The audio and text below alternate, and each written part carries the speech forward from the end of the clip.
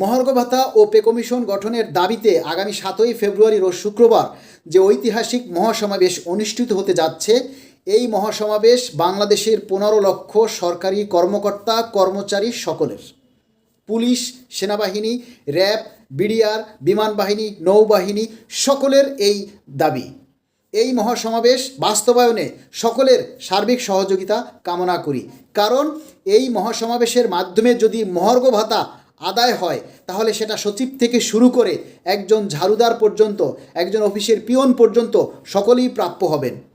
তাহলে এই দাবি বাস্তবায়নের জন্য কর্মকর্তা কর্মচারী সকলকে সার্বিকভাবে এগিয়ে আসার আহ্বান জানাচ্ছি বাংলাদেশ সরকারি কর্মচারী দাবি আদায় ঐক্য পরিষদের পক্ষ থেকে। এটা নৈতিকভাবে সকলের দায়িত্ব।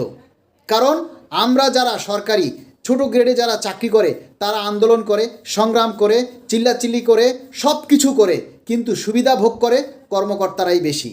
তাহলে আপনারা কেন সার্বিকভাবে সহযোগিতায় এগিয়ে আসবেন না? দীর্ঘ 10টা বছর পর্যন্ত সরকারি কর্মচারীদের 3টা টাইম স্কেল সিলেকশন গ্রেড থেকে বঞ্চিত, বেতন বৃদ্ধি থেকে বঞ্চিত, অনেকেই বেতনের শেষ ধাপে পৌঁছে গেছে, তাদের ইনক্রিমেন্ট হচ্ছে না। তাই এই সামগ্রিক সমাধানের জন্য আগামী 7ই ফেব্রুয়ারি রোজ শুক্রবার মহাসমাবেশ সফল করার জন্য শান্তিপূর্ণভাবে সবাই এগিয়ে আসুন।